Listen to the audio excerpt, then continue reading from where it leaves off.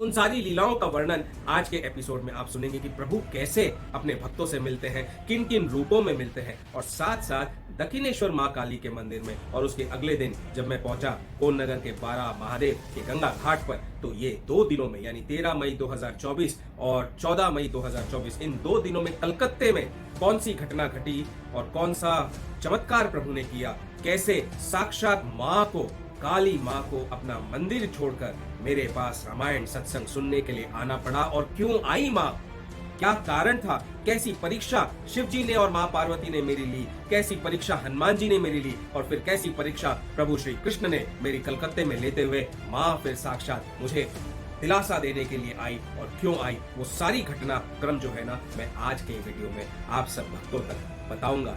राज राजेश्वरी मंदिर की तरफ देखकर कहा, माँ आज तो नहीं आ पाऊंगा तेरे दर्शन करने के लिए, लेकिन मुझे नहीं पता था कि वहाँ क्या घटना घटने वाली है। मैं रामायण सत्संग बैठ के कर रहा हूँ और उतने में ही देखता हूँ तो सीढ़ी से उतरते हुए एक औरत, बुढ़िया अम्मा, हाथ में लाठी लिए हुए और काली साड़ी पहने हुए थे, पूरी काली साड़ी, ऊपर से लेकर नीचे तक काली साड़ी, सुनिएगा ध्यान से, हाथ में लाठी, काली साड़ी और ऐसे पल्ला यहाँ तक लिए हुए वो आई। भिखारन का जैसे रूप था एकदम। आज डिस्टर्ब नहीं होना है, क्रोध नहीं करना है, काम रहना है, दिमाग को शांत रखना है और राम जी की कथा करनी और श्री परमहंस की पूर्ण कथा आज के रामायण सत्संग में सुनानी है। आपको कथा करते करते देख रहा हूं मैं उधर दूर बैठे बैठे, आज मैंने साक्षात भगवान के दर्शन कर लिए। तो मैं भी चौंक गया, मैंने कहा कैसे भगवान के दर्शन किए, मैं तो बैठा कथा कर रहा हूं, मैंने तो किसी भगवान के दर्शन नहीं किए। अब रात को 2-2:30 बजे जब सोया तब क्या हुआ,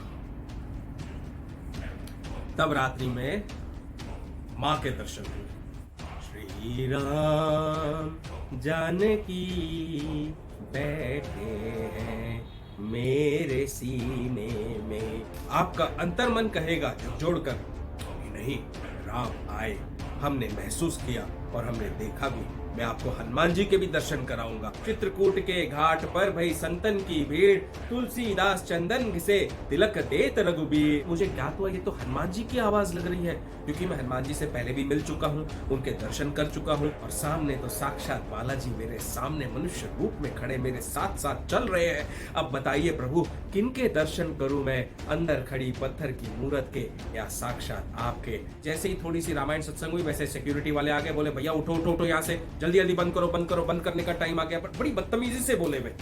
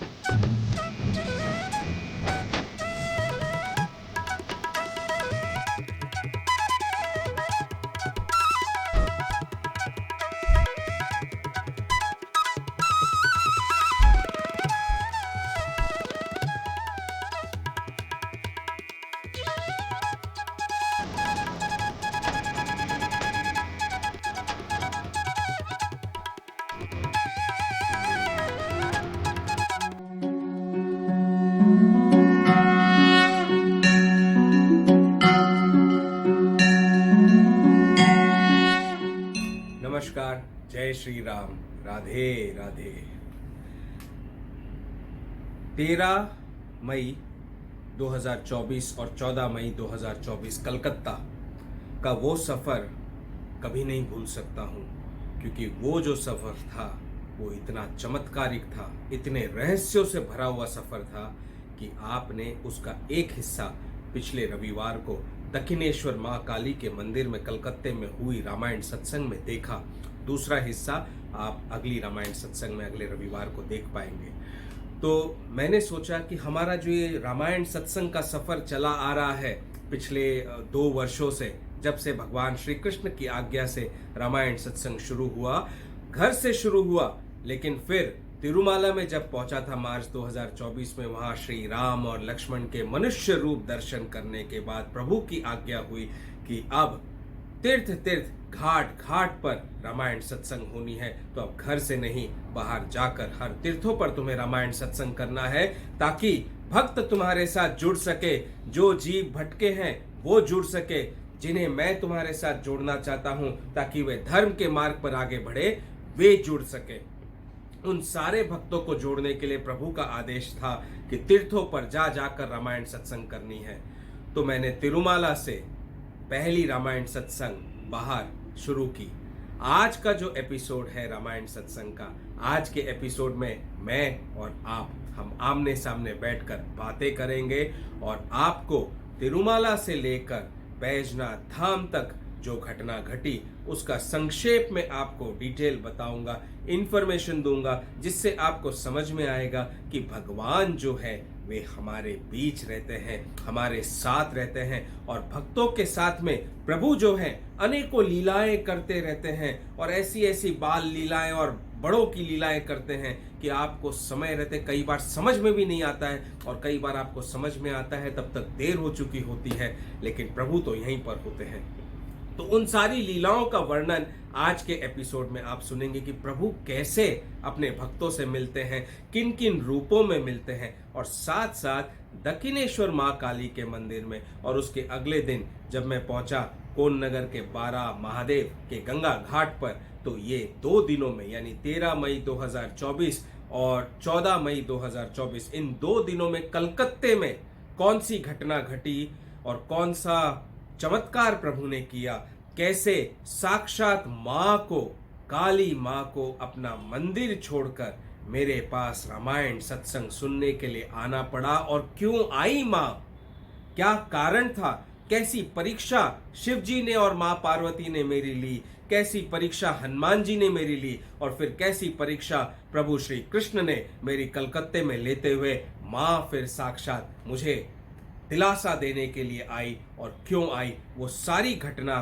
क्रम जो है ना मैं आज के वीडियो में आप सब भक्तों तक बताऊंगा। क्योंकि जब भक्ति की लीलाएं, भगवान के प्रेजेंस की लीलाएं सब तक पहुंचती है, तभी तो हम जान पाते हैं कि भगवान हमारे पास ही हैं, हमारे अंदर ही हैं, हमारे भीतर रहते हैं 24 घंटे, और हमें हर समय मार्गदर्शन करते रहते हैं। तो आइए आज का रामायण सत्संग शुरू करते हैं। और रामायण सत्संग हम जब शुरू करते हैं तो सभी भगवान को याद करते हैं, अपने गुरुओं को याद करते हैं, और माता पिता को याद करते हैं। उनको याद करते हुए रामायण सत्संग आज की शुरू करते हैं। जय श्री राम, राधे राधे।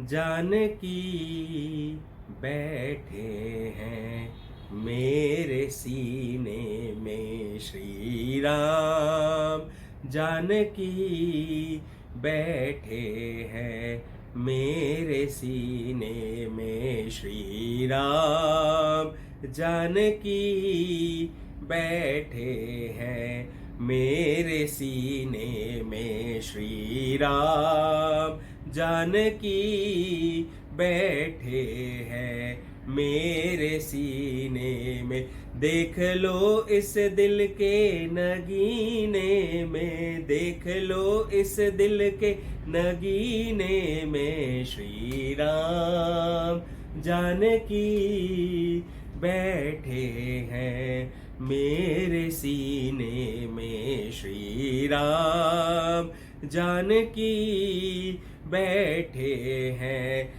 मेरे सीने में। राम राम राम राम राम राम राम राम, जय राम श्री राम श्री राम, जय राम तो प्रभु जो है वो तो हमारे हृदय में बैठे होते हैं। शुद्ध हृदय और पवित्र चित्त जिसका होता है उसके हृदय में तो प्रभु नित्य निरंतर वास करते हैं और आप उनके प्रेजेंस को महसूस कर सकते हो। तो रामायण का जो पूरा सफर है चला आ रहा है, अभी तक 32 एपिसोड आप देख चुके हो और तिरुमाला से जो एपिसोड शुरू हुआ और हर एपिसोड के नंबर पे आपने 6 से 7 भाग देखे और आपने देखा कि कैसे भगवान साक्षात मनुष्य रूप में आए। तुलसीदास जी से आज से 500 वर्ष पूर्व भगवान श्री राम लक्ष्मण मिले थे चित्रकूट के घाट पर। क्यों?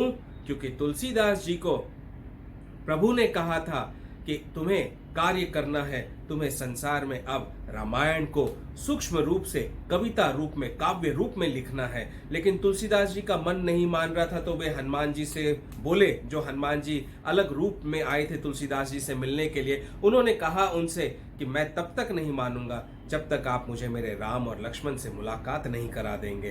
तो हनुमान जी ने कहा ठीक है, चलो मैं राम और लक्ष्मण से तुम्हारी मुलाकात करवाता हूं। और चित्रकूट के घाट पर उन्होंने तुलसीदास जी से कहा कि तुम घाट पर बैठकर चंदन घसते रहना और जितने भक्त आते रहेंगे उन सब के भक्तों के माथे पर चंदन का टीका लगाते जाना। तो तुलसीदास जी ने कहा इससे कैसे पता चलेगा कि राम लक्ष्मण कौन है और राम लक्ष्मण के दर्शन कैसे होंगे मुझे?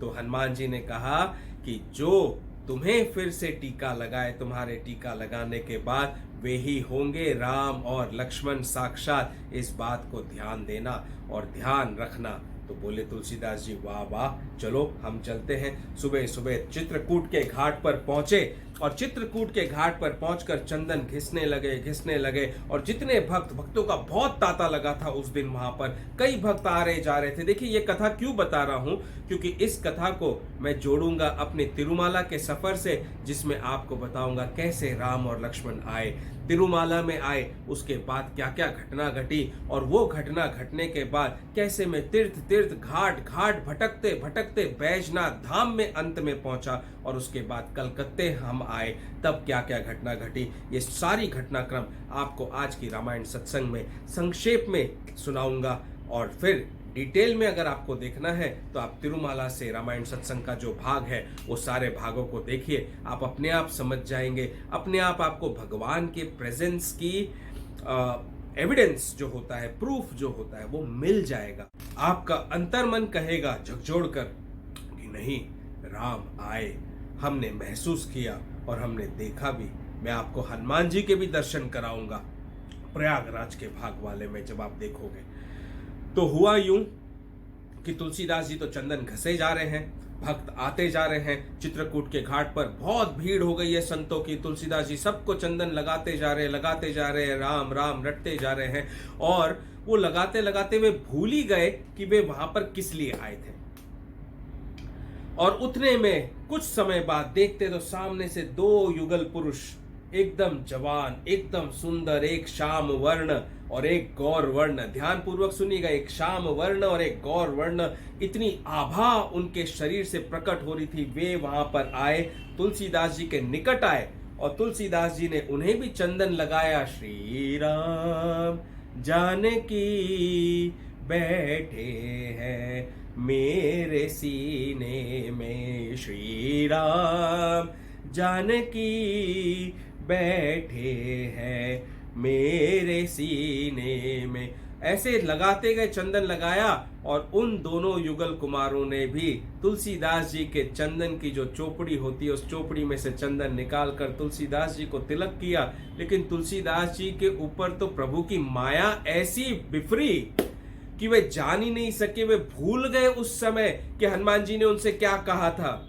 और जैसे ही हनुमान जी ने देखा, अरे ये तो राम लक्ष्मण आ गए, और तिलक भी कर दिया तुलसीदास जी को, और तुलसीदास जी पहचान ही नहीं पा रहे, भूल गए हैं। क्यों? क्योंकि प्रभु आते हैं ना जब, कई बार भक्तों की परीक्षा करने के लिए माया को साथ में लेकर आते, पूरी माया की शक्ति के साथ, कि आप समझ ही नहीं पाओगे कि प्रभु आए। आपकी बुद्धि काम नहीं करेगी उस समय, कुछ भी याद नहीं रहेगा। ये ऐसा मेरे साथ तिरुपति में हुआ, वो भी घटना आपको बताऊंगा। तो पहले तुलसीदास जी की घटना को समझ लीजिए।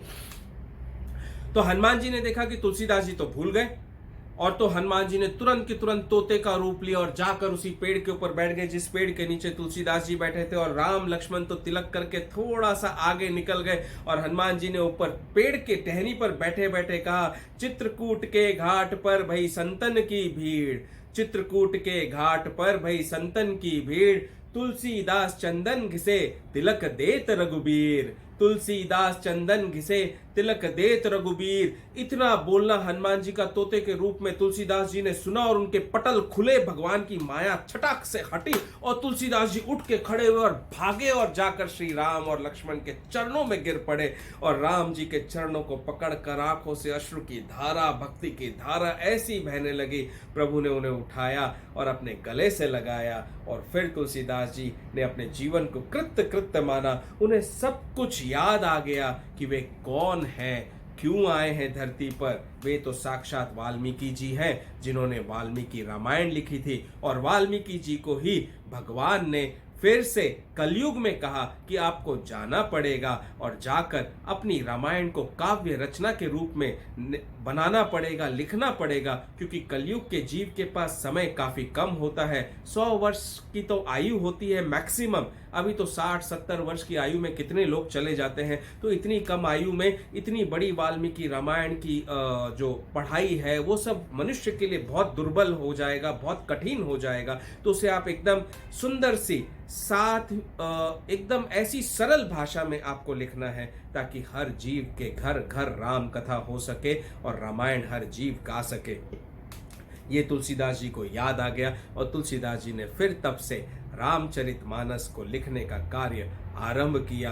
और आज जो हम रामचरितमानस पढ़ते हैं वो तुलसीदास जी की लिखी हुई रामचरितमानस है, जिसे अवधी भाषा में हम पढ़ते हैं। आप मेरे हर एपिसोड में देख रहे हो, सुन रहे हो और उसके साथ आनंद भी उठा रहे हो।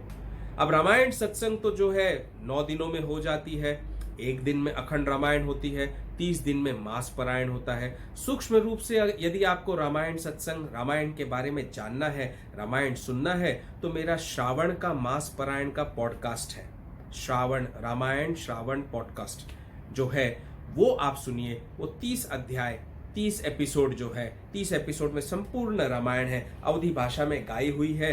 जैसे प्रभु ने मुझे भक्ति दी, जैसे माँ सरस्वती मेरे मुख में वास किया, और उस हिसाब से उस रामायण को संक्षेप रूप से मैंने हिंदी में भी बीच में आपको स्टोरी के साथ में लेकर गया हूँ। कथा जिसे हम माइथोलॉजी नहीं कह सकते, बिकॉज ये सत्य कथा है, ट्रुथ है, और इसे मैंने जिया है और जी रहा हूँ। तो आपको भी समझना चाहिए, मिथ नहीं है, ये साइंस है, ये रियलिटी है। इसको आप हिस्ट्री बोल दीजिए आज के लैंग्वेज में, लेकिन रामचरितमानस सत्य है, सत्य है, सत्य है।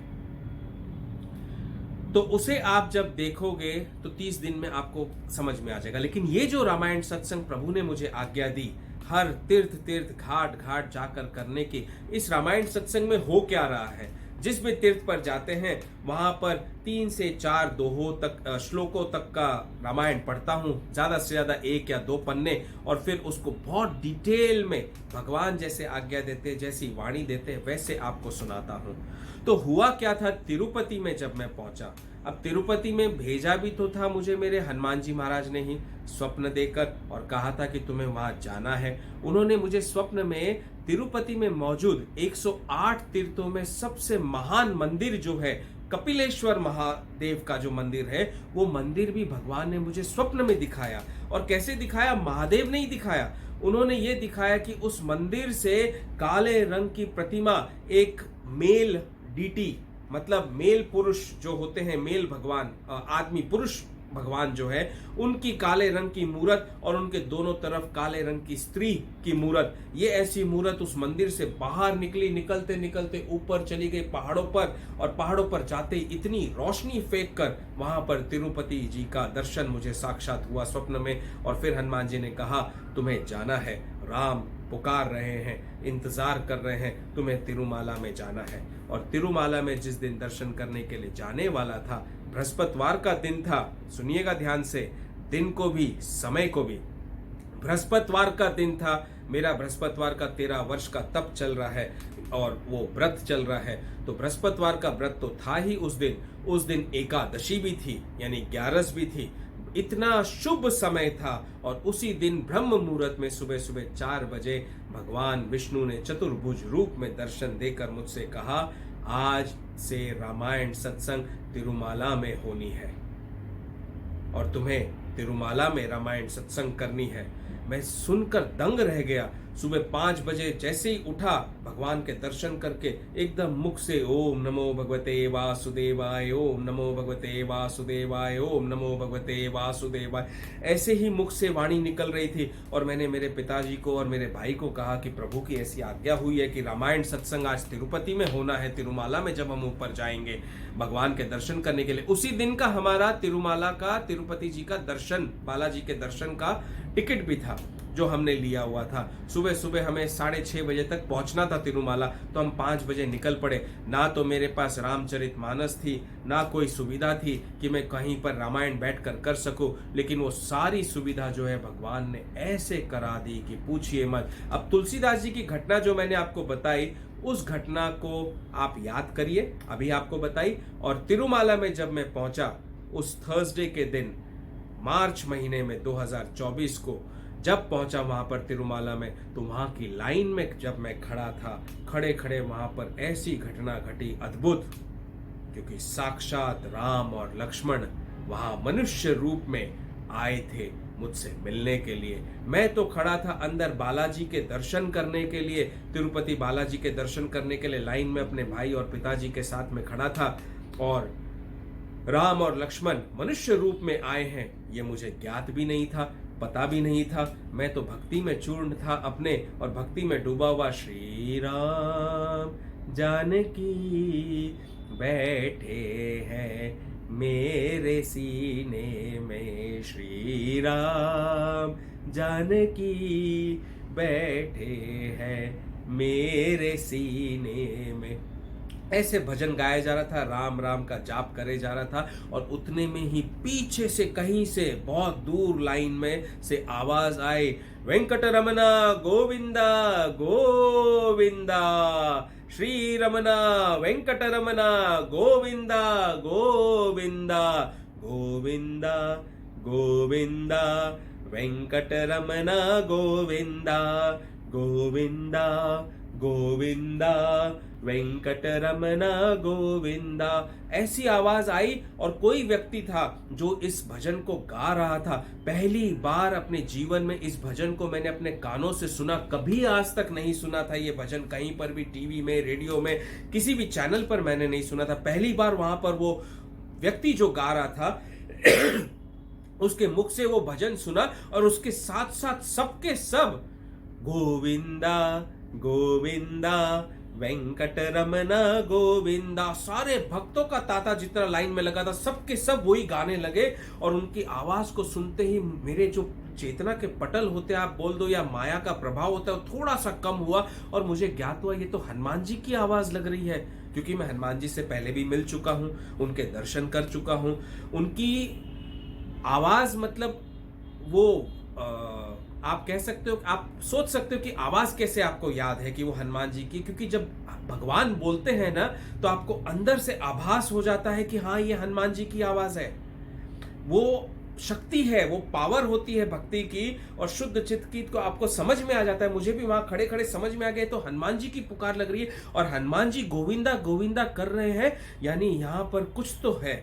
तो मैं तुरंत की तुरंत पीछे पीछे लाइन में गया, काफी पीछे तक गया, करीब आप समझ लीजिए 200, 250, 300 मीटर से भी पीछे चला गया लाइन में, लेकिन कहीं पर भी वो व्यक्ति मुझे दिखाई नहीं दिया जो ये भजन गा रहा था। भजन कंटिन्यू चल रहा था, सारे भक्त कंटिन्यू गोविंदा गोविंदा साथ साथ कह रहे थे, लेकिन इतनी दूर पीछे जाने पर भी मुझे वो व्यक्ति कहीं दिखाई नहीं दिया। बट आवाज जो है कानों में बराबर पड़ रही थी, और पढ़ते पढ़ते मैं समझ गया कि साक्षात राम और लक्ष्मण यहाँ पर है।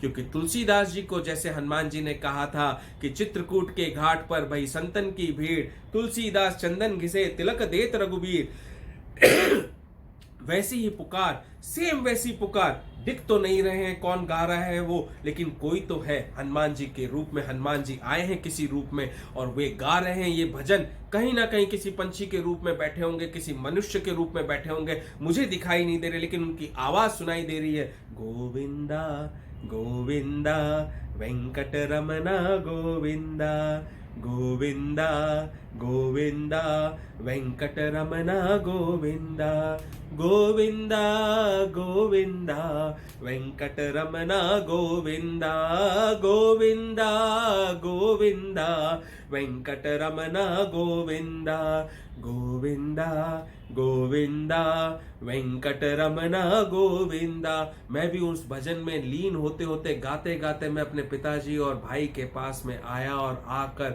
पीछे तो सब तरफ देख चुका था, आगे जैसे देखने लगा तो आगे दो व्यक्ति खड़े थे मनुष्य रूप में, एक श्याम वर्ण और एक गौर वर्ण। श्याम वर्ण का मनुष्य जो था वो बड़ा भाई था, गौर वर्ण का मनुष्य जो था वो छोटा भाई था। वो दोनों बड़े और छोटे भाई, ये मुझे कैसे पता चला? आप तिरुमाला का अध्याय पूरा देखिए रामायण सत्संग का, आपको समझ में आ जाएगा कैसे उन दोनों से मेरी एक दिन पहले मुलाकात हुई थी और किस प्रकार वो उस दिन लाइन में भी अचानक से हमें मिल गई, इतनी भीड़ में भी। और जैसे ही श्याम वर्ण के पुरुष ने मेरी तरफ फेस मोड़ा, मोड़ते ही साक्षात श्री राम के दर्शन मुझे उनके रूप में, उस मनुष्य रूप में हुए। साक्षात राम, राम को देखते ही आंखों से अश्रु आ गए, एकदम थर, जो अंदर दिल होता है, हृदय है, वो थर थर थर थर थर थर कांपने लगा और प्रभु के भजन में ऐसा डूबने लगा। और मैं सोचने लगा, देखिए उस समय प्रभु की शक्ति कैसी होती है, माया की शक्ति कैसी होती है कि मुख से कोई वाणी ही नहीं निकल पा रही है, बुद्धि भी काम नहीं कर रही कि क्या करना है क्या नहीं करना है। ऐसी शक्ति होती है प्रभु के, माया का ऐसा प्रभाव होता है। दोनों ने मुख अपनी मेरी तरफ मोड़ा और देखा और मैं तो राम लक्ष्मण साक्षात मुझे उनमें दिखाई दे गए।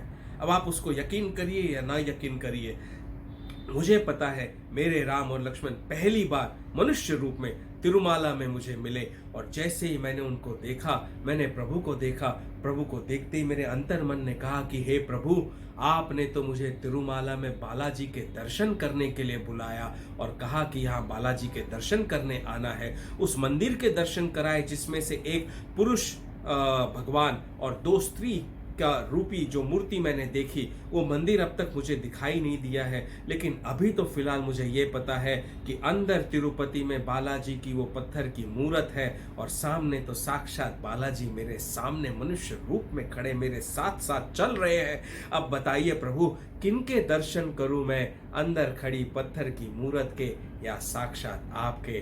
प्रभु तो केवल मुस्कुराए और मुस्कुराते हुए बोले, आओ चलो मेरे साथ साथ, तुम्हें बालाजी के सुंदर अभूतपूर्व दर्शन कराऊंगा।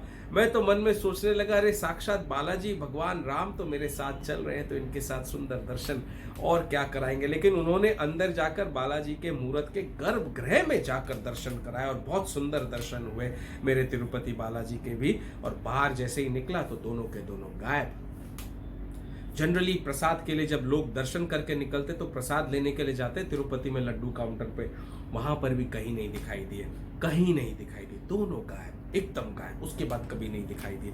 तो तिरुमाला में सबसे पहले ये घटना घटी जब मेरे राम और लक्ष्मण मनुष्य रूप में आए, लेकिन मैं उनके चरणों में गिर नहीं सका, मैं उनके गले नहीं लग सका, मैं उनसे कोई बातें नहीं कर सका। तो मन में बड़ी उथल पुथल थी। पहले तो ये था ही नहीं कि प्रभु आ सकते हैं, भगवान आ सकते हैं, ऐसा विचार सुना है ग्रंथों में, पढ़ा था गीता में, रामायण में, सब में, लेकिन ऐसी घटना मेरे साथ में घट जाएगी और क्यों घटेगी इसका कोई अंदाजा नहीं था। और उस दिन अचानक से ये घटना घटी तिरुपति में, तो मैं बहुत अचंभे में पड़ गया।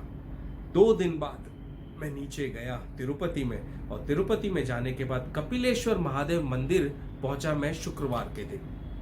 वो शिवरात्रि का दिन था।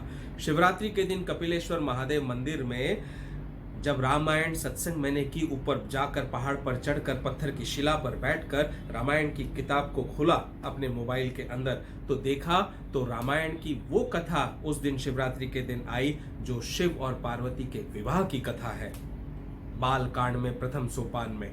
देखिए कोइंसिडेंस कैसा होता है। एवरी टाइम कोइंसिडेंस नहीं हो सकता, हर समय संजोग नहीं हो सकता है। संजोग तो होता है जब होनी करने वाले को, निश्चित करने वाले को संजोग कराना होता है। तो शुक्रवार के दिन कपिलेश्वर महादेव मंदिर में मैं पहुंचा था और उस मंदिर में बाजू में ही जंगल बुक गार्डन है। उस गार्डन में ऊपर पत्थर की शिला पर चढ़ा मैं, ऊपर पहाड़ पर, और पत्थर की शिला मिली, उस पर बैठकर रामायण सत्संग की और वो शिव पार्वती के विवाह की कथा निकली। ऐसा संजोग हुआ और शिव पार्वती के विवाह की पूर्ण कथा उसमें वहां पर हुई। उसे भी आप देख सकते हैं मेरे रामायण सत्संग के पॉडकास्ट में, तिरुपति वाले एपिसोड्स में।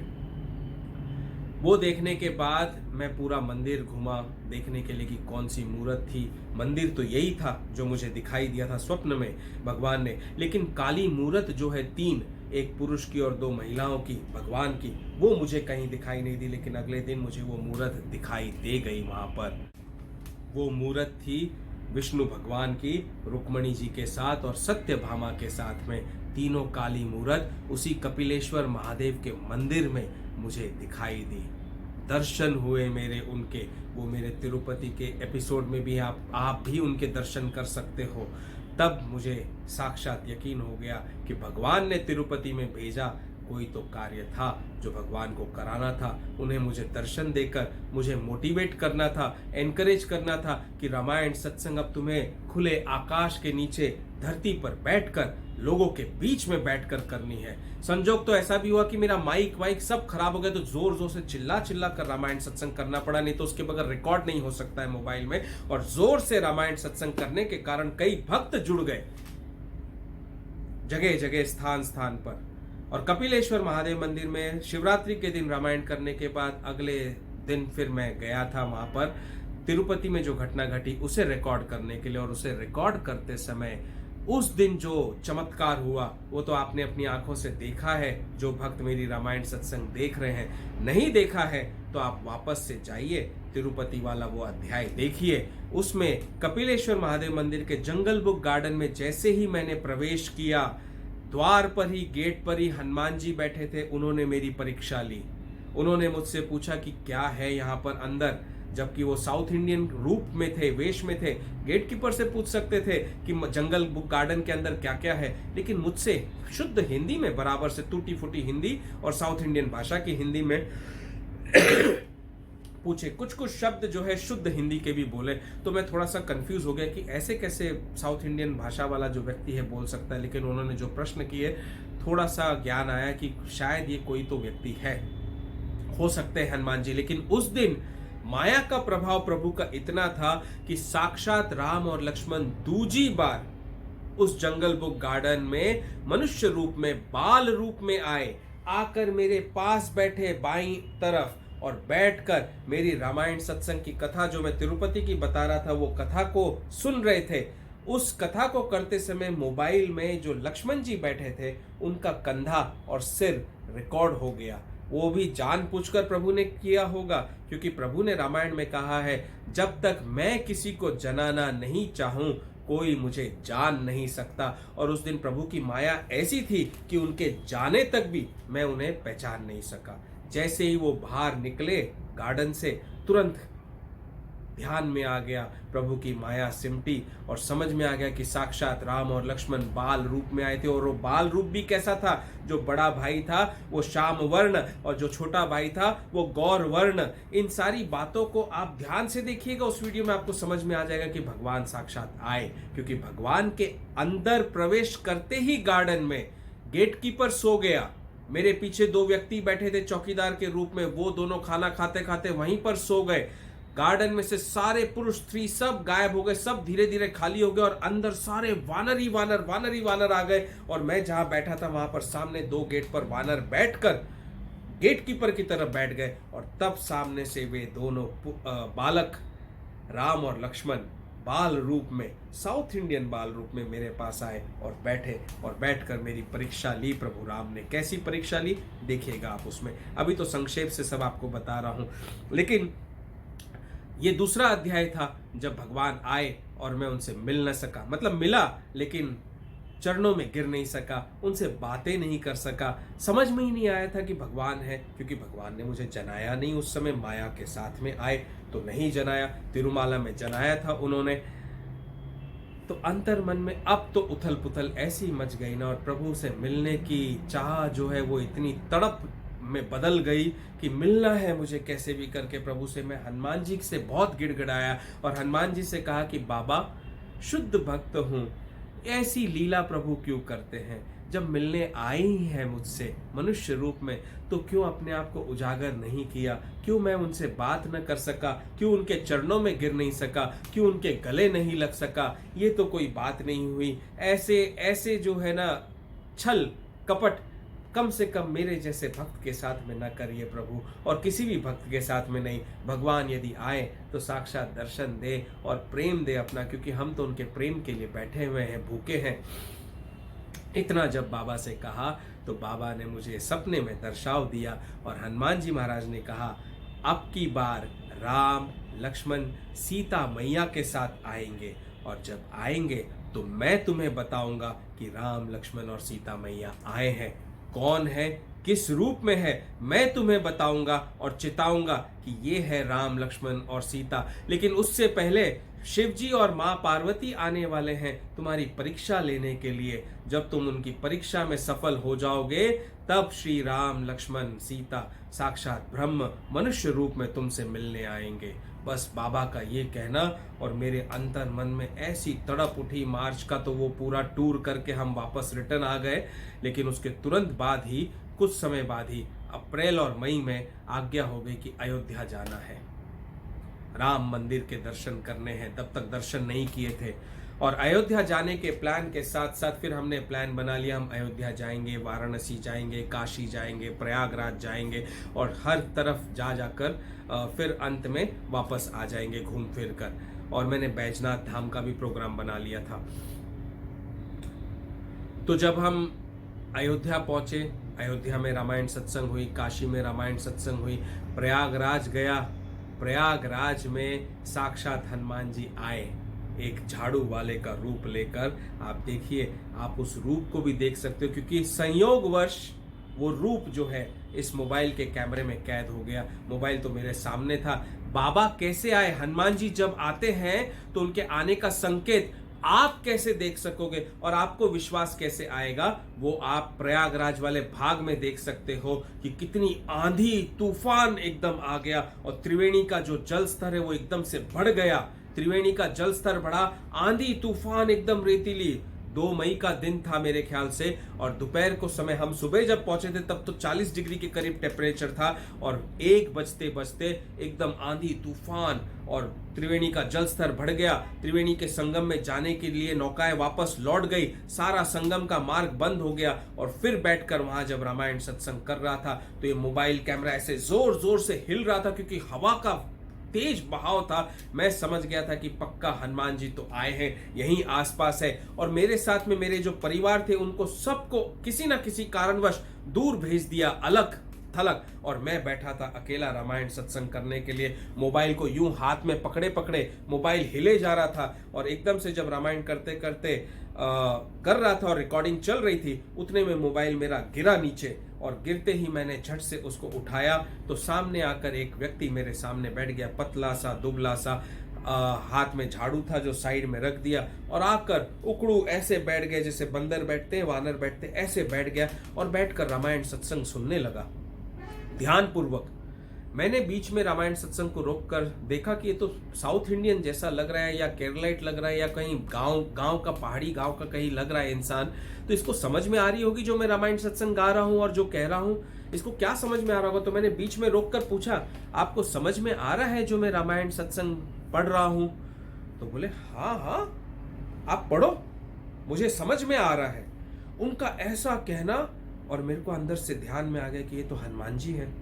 इतने सारे व्यक्ति यहाँ बैठे हुए हैं, लेकिन कोई भी ध्यान पूर्वक रामायण नहीं सुन रहा, और ये एक अकेला व्यक्ति कहां से आ गया उसी समय जब आंधी तूफान चली, और बैठकर रामायण सत्संग सुन रहा है। ये तो हनुमान जी है। तो उनको पहचानने के लिए मैंने क्या किया उस समय, रामायण तो शुरू थी मेरी कथा, अब उनको पहचानना था कि वे हनुमान जी हैं कि कोई और है। तो हनुमान जी को पहचानने का सबसे सरल तरीका क्या है? हनुमान जी को पहचानने का सबसे सरल तरीका है, श्री राम जानकी बैठे हैं मेरे सीने में, श्री राम जानकी बैठे हैं मेरे सीने में। राम राम का जाप शुरू करो और देखो, यदि हनुमान जी उसमें मग्न न हुए तो जो बोलूं वो हार जाऊं। मैंने उसी समय रामायण करते करते श्री राम जय राम जय जय राम, श्री राम जय राम जय जय राम, श्री राम जय राम जय जय राम, श्री राम जय राम जय जय राम, श्री राम जय राम जय जय राम, श्री राम जय राम जय जय राम, श्री राम जय राम जय जय राम, श्री राम जय राम जय जय राम।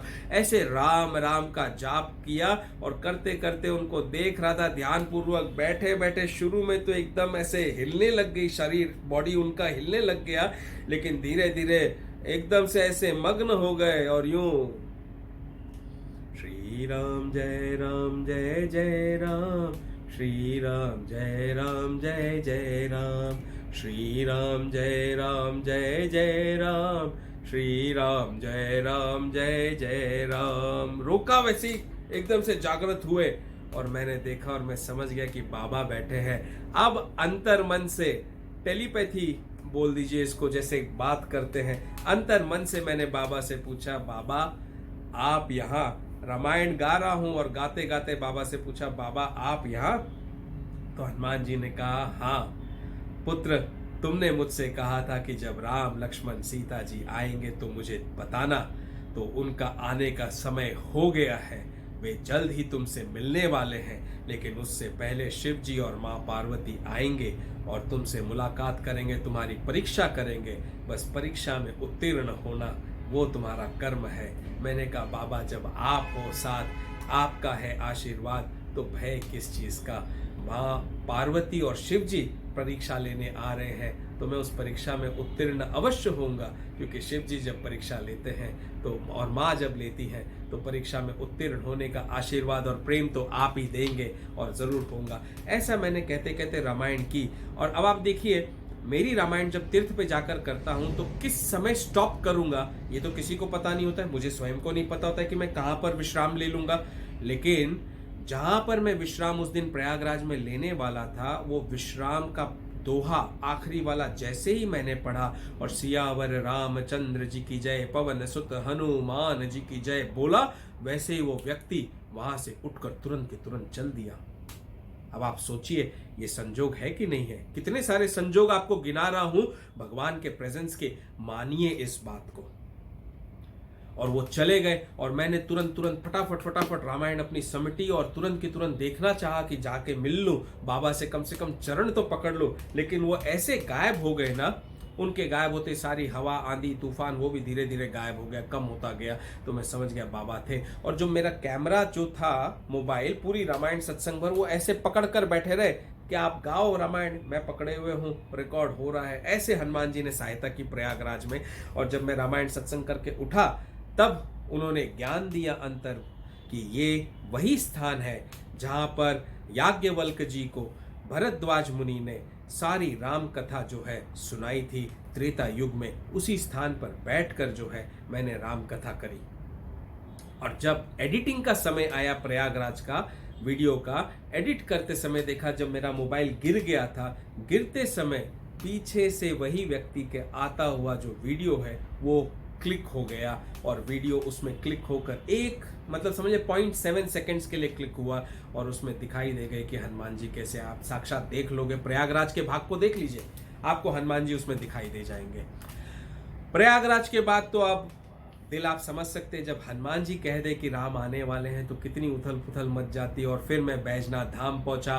बैजनाथ धाम में कैसे शिव जी और माँ पार्वती आए, कैसे उन्होंने मेरी परीक्षा ली और मेरी परीक्षा लेने के बाद कैसे अगले दिन श्री राम लक्ष्मण और सीता माता के साक्षात मनुष्य रूप में दर्शन हुए और कैसे मैंने उन्हें पहचाना, ये आप बैजनाथ धाम के अध्यायों में देख चुके हैं। नहीं देखा है तो दोबारा देख लीजिए और सुन लीजिए कैसे मैं तड़पा वहां पर। हर एक में अपने राम और लक्ष्मण को खोज रहा था, हर व्यक्ति में, हर आत्मा में राम और लक्ष्मण को देख रहा था। और अंत में जाकर मेरे राम लक्ष्मण सीता मैया ने मुझे दर्शन दिए, चारों वेदों के साथ में दर्शन दिए मनुष्य रूप में बैजनाथ धाम में। वो वाक्य, वो शब्द जो राम ने मनुष्य रूप में बैजनाथ धाम में मुझे कहे, ब्राह्मण रूप में आए थे वे, वृद्धावस्था ब्राह्मण रूप में। और वृद्धावस्था ब्राह्मण रूप में आने के बाद सबसे पहले तो ताना जो है मुझे राम ने क्या मारा पता है? श्री राम ने मुझे ताना मारा कि मैंने उनसे पूछा, भाई आप क्यों आए हो इधर? आप दोपहर को आपका बैजनाथ धाम में शिव जी का दर्शन है 2 बजे का, तो सुबह सुबह 8 बजे फिर से लाइन में क्यों लग गए? एक तो आप वृद्ध हो और ऊपर से इतनी लंबी लाइन, इतना भीड़ है बैजनाथ में दर्शन करने के। तो जब आपके 2-2:30 बजे का प्रार्थना पूजा सब कुछ हो गया है अरेंजमेंट, तो दोपहर को आप दर्शन कर लेते। अब आप सुबह सुबह 8 बजे फिर आ गए दर्शन करने के लिए शिव जी के। अब ये जो शब्द मेरे मुंह से निकले ना, ये भी भगवान ने निकलवाए। तो उन्होंने क्या कहा, श्री राम जो मनुष्य रूप में आए थे, उन्होंने कहा कि क्या करे, भगवान से एक बार मिलने के बाद भी जी नहीं भरता है, बार बार जी करता है मिलने के लिए। और उनके ये शब्द जो कान में पड़े और सुने, तुरंत के तुरंत पीछे घूम के देखा, उनके चरणों की तरफ देखा, क्योंकि भगवान ने कहा था कि चरण चिन्ह से पहचाने जा सकते हैं भगवान, लेकिन उन्होंने चरण अपने पीछे कर लिए, धोती के अंदर छुपा दिए। पीछे उनकी पत्नी खड़ी थी, उनके पीछे उनका भाई खड़ा था छोटा, ये भी वैसे ही श्याम वर्ण गौर वर्ण, भाई ज्यादा गोरे थे और बीच में पत्नी थी, दुपट्टा लिए हुए, पल्लू जैसे लेते हैं सर के ऊपर। तो इनके चरण तो देख नहीं सका, भाई के चरणों की तरफ देखा तो उन्होंने भी अपने चरण छुपा लिए। अब सोचो कि कैसे पता करूं। 50% तो यकीन हो गया कि राम ही है, लेकिन इनको कैसे पहचानूं? हनुमान जी ने भी मुझे वाणी दे दी वहां पर कि राम है, चारों वेदों के भी दर्शन करा दिए कि राम है, लेकिन फिर भी अंतर मन में वो माया का प्रभाव रहता है ना, कि पहचानना है कि राम है कि नहीं है। तब फिर मैंने माता की तरफ देखा, जो उनकी पत्नी थी पीछे खड़ी थी। माता की तरफ जैसे ही देखा तो माता ने पल्ला अपना नीचे कर लिया। तो मैंने कहा माता का चेहरा तो देख नहीं पा रहा हूँ। नीचे देखा तो माता के चरण दिखाई दिए, और माता के चरणों को देखते ही देखता तो पूरे गुलाबी गुलाबी चरण, चारों तरफ चरणों के ना ऐसे लाइन बनी हुई है गुलाबी रंग की, और वो मेहंदी जैसे लगी होती वैसी लगी, और चरणों के बीचों बीच ये जो ऊपर का हिस्सा होता है, यहाँ पर सारा ब्रह्मांड दिखाई दिया। ऐसा ब्रह्मांड जो कभी मैंने सोचा भी नहीं था कि मैं देख सकता हूं। इतना पूरा ब्रह्मांड का स्वरूप, इतनी शक्ति दिखाई दी उन चरणों में। देखते ही मैं समझ गया तो मेरे राम लक्ष्मण और सीता माता है। तब प्रभु के चरणों में गिरा और प्रभु से खूब बातें की, और प्रभु ने मुझे एक ही आदेश दिया, अब राम को खोजना बंद करो और राम सबको मिल सके उसका प्रबंध करना शुरू करो। देखो कैसी वाणी प्रभु ने कही, राम को खोजना बंद करो, क्योंकि राम मुझे तो प्राप्त हो गए हैं, लेकिन राम सबको मिल सके उसका प्रबंध करना शुरू करो। अपनी रामायण सत्संग को जारी रखो और भक्तों से मिलते जाओ। श्री राम जानकी बैठे हैं मेरे सीने में, श्री राम जानकी बैठे हैं मेरे सीने में, देख लो इस दिल के नगीने में, देख लो इस दिल के नगीने में, श्री राम जानकी बैठे हैं मेरे सीने में, श्री राम जानकी बैठे हैं मेरे सीने में। राम ने कह दिया कि राम को खोजना बंद करो और सबको राम मिल सके उस कार्य का प्रारंभ करो। बोलो सियावर रामचंद्र जी की जय, पवन सुत हनुमान जी की जय, उमापति महादेव की जय। ऐसा कहकर वो कार्य वहां पर शुरू हो गया। रामायण सत्संग तो शुरू थी। मैं बैजनाथ धाम का टूर खत्म करके कलकत्ते लौटा। कलकत्ते में जब ठहरा था, 2 दिन बाद 3 दिन बाद ही हमारी टिकट थी वापस घर लौटने की। और वहाँ मैंने सोचा अब काफ़ी टूर हो गया, अयोध्या, वाराणसी, काशी, भगवान से भी मुलाकात हो गई, प्रयागराज, तो अब तो तीर्थ यात्रा का जो ये प्रथम चरण है शायद समाप्त हो गया है। अब मैं आराम करूंगा 2 दिन के लिए, बहुत थक गया हूँ, और 2 दिन आराम करके फिर अपने घर लौट जाऊंगा। फिर आगे जब प्रभु की जैसी आज्ञा होगी वैसा करेंगे। लेकिन आपको पता है, बॉस जो होता है ना, वो कभी एम्प्लॉय को आराम नहीं करने देता है। 8 घंटे की ड्यूटी, 9 घंटे की ड्यूटी करके आते, उसके बाद भी फोन करेगा, भाई ये काम हुआ कि नहीं हुआ। रात को 12 बजे फोन आ जाएगा आपके पास में, कोई नियम नहीं है। और मेरे जो बॉस है वो है ऊपर, श्री राम, श्री कृष्ण। वो जो बॉस है, अगर उनका एम्प्लॉय कोई बन जाता है तो सोचिए वो बैठने देंगे ना। शरीर में शक्ति है, सामर्थ्य है तो भगाएंगे, दौड़ाएंगे, सारे कार्य करवाएंगे, भक्तों से मिलवाएंगे, धर्म के कार्य करवाएंगे, ताकि संसार में धर्म का और अधर्म का बैलेंस बना रह सके और संसार समय से पहले खत्म ना हो सके। तो वो दौड़ाएंगे, भगाएंगे। लेकिन जब शरीर थोड़ा सा अस्वस्थ हो जाता है तो वे आराम भी देते हैं, ध्यान भी उतना रखते हैं, मनोरंजन भी देते हैं, एंटरटेनमेंट भी देते हैं, सब जगह सब कुछ करवाते हैं। भगवान है वे हमारे परम पिता परमेश्वर है, माता पिता है। वे यदि कष्ट देते हैं तो हमें कुछ ना कुछ सीखने के लिए, हमारे जीवन में दुख आता है तो वो इसलिए आता है कि हम उस दुख से कुछ सीख सके और मजबूत हो सके। और जब समय पड़ता है तो वे सुख के पल भी देते हैं। तो उस समय कलकत्ते में भगवान का, कृष्ण का वापस से दर्शन हुआ। और दर्शन होते ही कृष्ण ने कहा कि आज तुम्हें जो है दक्षिणेश्वर मां काली के मंदिर में जाना है। कलकत्ते में बहुत फेमस स्थान है दक्षिणेश्वर काली मंदिर, और मैं वहां पर पहले भी कई बार जा चुका हूँ, बचपन में भी जा चुका हूँ। और जब पहुंचा था, ये था महीना मई का, 13 मई 2024 को, जब मैं वहां दक्षिणेश्वर काली मंदिर में जाने की प्रभु की आज्ञा हुई, उससे करीब 8-10 साल पहले गया था मंदिर में और माँ के दर्शन किए थे। तो कृष्ण भगवान की आज्ञा हो गई, आप जाओ दक्षिणेश्वर माँ काली के मंदिर में जाकर रामायण सत्संग करो। अब मुझे ये नहीं पता था कि भगवान ने वहां जाकर रामायण सत्संग करने की आज्ञा क्यों दी। वो तीर्थ स्थानों में तो नहीं आता है, लेकिन जहां माता का वास है और गंगा जी बह रही हैं, वो भी एक तीर्थ ही है। फिर भी मन में यह था कि प्रभु ने आज्ञा दी है तो कुछ तो कारण होगा, लेकिन ये नहीं पता था कि वहां मेरी परीक्षा होने वाली थी। और ये परीक्षा स्वयं मां लेने वाली थी और स्वयं श्री राम लेने वाले थे। तो ये कैसी परीक्षा दक्षिणेश्वर काली के मंदिर में हुई। मैं दक्षिणेश्वर काली के मंदिर पहुंचा, आपने देखा पिछले अध्याय में, अब आपको सूक्ष्म रूप से बताता हूं एकदम। दक्षिणेश्वर मां काली के मंदिर पहुंचा, पहुंचते ही वहां का जो वातावरण है सब कुछ रिकॉर्ड किया, आपने देखा भी उसे वीडियो में। और देखने के बाद मुझे पता चला कि अब तो यहां पर सिक्योरिटी हो गई है, सिक्योरिटी वॉल्स डल गए हैं। और सिक्योरिटी के डलने के कारण मैं अपना मोबाइल जो है मंदिर के प्रांगण में अंदर नहीं लेके जा सकता हूं। वहीं मेरा 50% मन तो उदास हो गया कि मंदिर के प्रांगण में जब मोबाइल लेकर जा नहीं सकता तो माँ के मंदिर के सामने बैठकर रामायण सत्संग तो कर ही नहीं पाऊंगा। मैंने मन बनाया था कि माँ का मंदिर है एक तरफ और उसके सामने 12 महादेव का मंदिर है, 6 महादेव यहाँ और 6 महादेव यहाँ। वो 12 ज्योतिर्लिंग के महादेव का मंदिर बना हुआ है। तो मैंने सोचा था बीचों बीच कहीं पर स्थान ढूंढकर बैठ जाऊंगा, वहीं पे रामायण सत्संग कर लूंगा। लेकिन अंदर तो मोबाइल ले जाना ही अलाउड नहीं, मोबाइल तो जब्त हो गए, लॉकर रूम में रखना पड़ा। हम अंदर गए, माँ के बहुत सुंदर दर्शन हुए और फिर 12 महादेव के दर्शन हुए। और माँ के दर्शन करने के समय जब लाइन में खड़ा था तो बाजू में ही एक कीर्तन की जगह बनी हुई है वहां पर दक्षिणेश्वर माँ काली के मंदिर में। कीर्तन के स्थान पर कई सारे महिलाएं और पुरुष थे जो वहां पर कीर्तन कर रहे थे।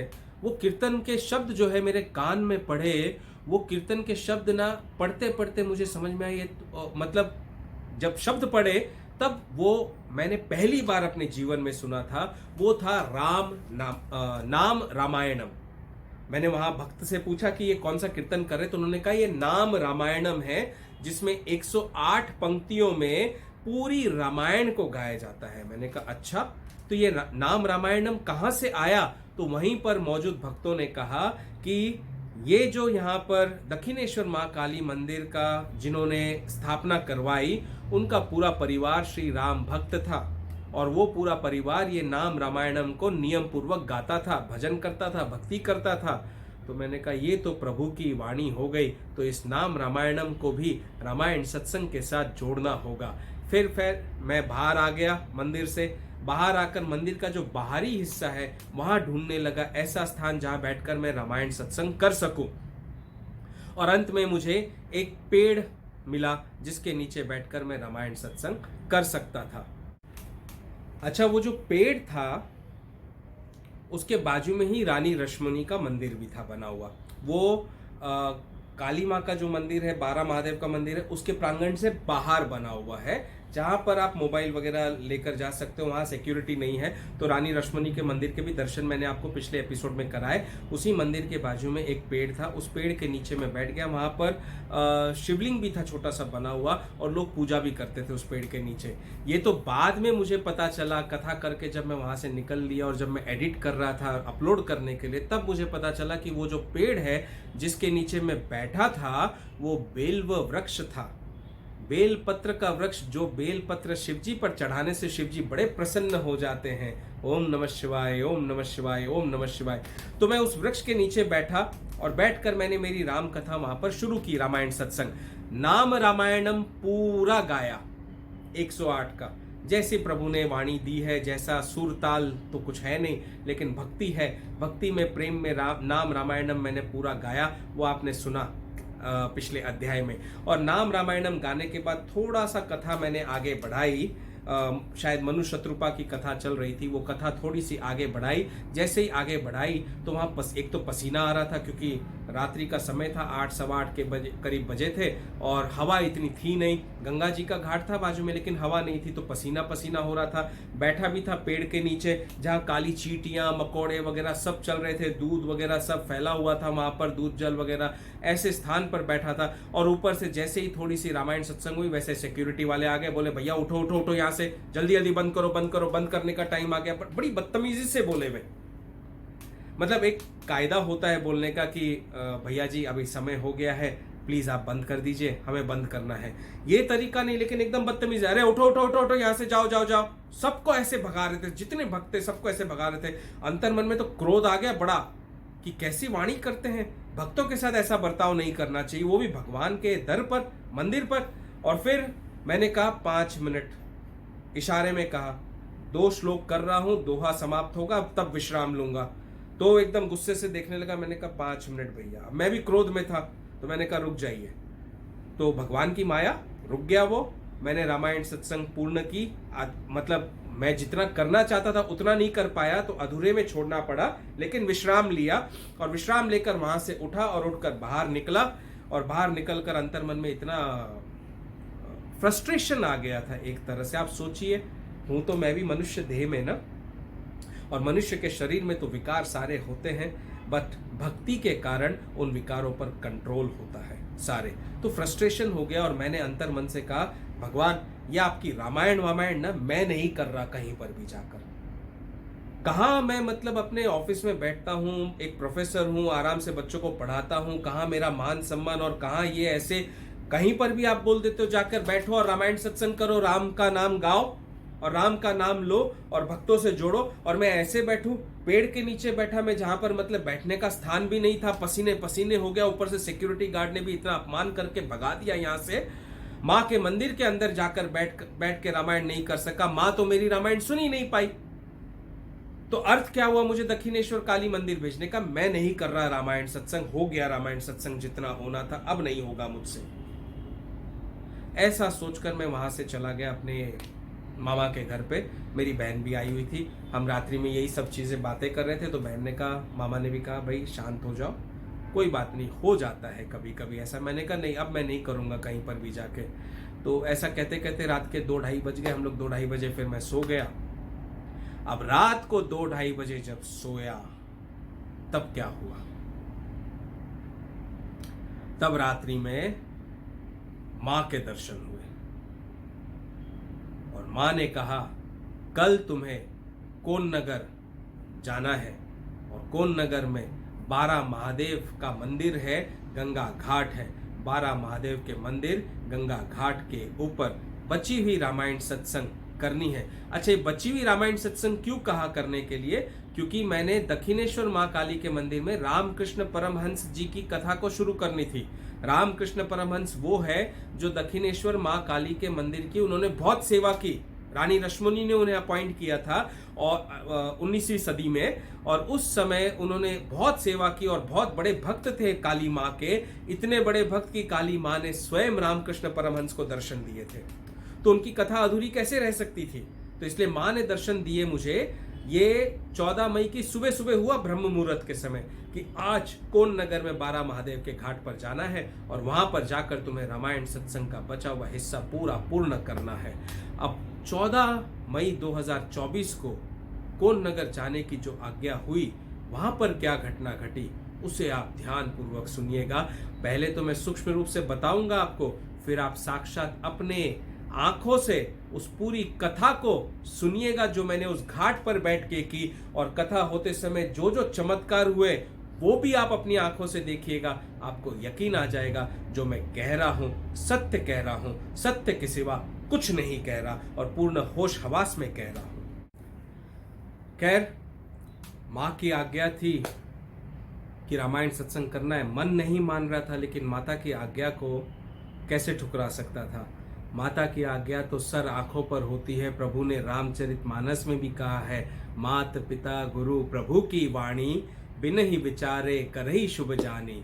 माता, पिता, प्रभु और गुरु, ये चार हैं। सबसे प्रथम स्थान माता का, द्वितीय स्थान पिता का, फिर माता पिता गुरु, फिर तृतीय स्थान गुरु का, और फिर अंत में प्रभु ने अपना स्थान दिया है। इनकी वाणी जो है, बिन ही विचारे करही शुभ जानी, बिना विचारे शुभ जानकर करना होता है। ये रामायण का दोहा भी अंतर मन में दिमाग में चल रहा था, तो मैंने कहा माता की आज्ञा हो गई है, अब शुभ अशुभ कुछ नहीं देखना है, मान सम्मान नहीं देखना है, दुख सुख नहीं देखना है। माँ ने कहा है तो वहां जाकर इस राम कथा को विश्राम तो दूंगा, जरूर पूर्ण करूंगा कथा को जो करनी है। तो मैं वहां से मैंने कार बुक की थी और कार बुक करके मैं कोन नगर के लिए निकला, क्योंकि कलकत्ते से कोन नगर जाने में कम से कम 1.5 घंटा लग जाता है, 1.5-2 घंटे का सफर है, ट्रैफिक वगैरह होता है काफी। तो वहां से हम जब कार से निकले तो मेरे जो कार है, अभी एग्जैक्टली कौन सा लोकेशन था कोन नगर 12 महादेव का, वो लोकेशन पता नहीं था, लेकिन इतना पता था कोन नगर में ही है, 12 महादेव गंगा घाट के किनारे दिख जाएगा। तो हमारी जो कैब है ना, वो कोन नगर का जो 12 महादेव का जो एंट्री गेट होता है उससे थोड़ा आगे निकल गई। जैसे ही आगे निकल गई, मैंने पूछा कार वाले को, भैया किसी से पूछ लो कहाँ पर है कोन नगर 12 महादेव का मंदिर, ऐसा नहीं हो हम आगे निकल जाए। तो उन्होंने पूछा तो बोले कि भाई पीछे ही है, आप पीछे छोड़े आए हैं, आप यू टर्न मार के इसी रोड पर सीधा जाइए तो पहले आपको राइट साइड में राज राजेश्वरी माँ का मंदिर दिखेगा। ये रास्ते में खड़े जिस व्यक्ति से हमने पूछा था एड्रेस, उसने कहा कि पहले आपको जो है राज राजेश्वरी माँ का मंदिर आपको दिखाई देगा, उस मंदिर के ठीक सामने कोन नगर 12 महादेव के मंदिर का एंट्री और एग्जिट गेट है। तो ये जब मैंने देखा तो मैंने कहा भैया चलो ले चलो। तो हम कार वहां पर आई, राइट साइड में राजराजेश्वरी का मंदिर देखा माता का, और लेफ्ट साइड में कोन नगर का मंदिर था।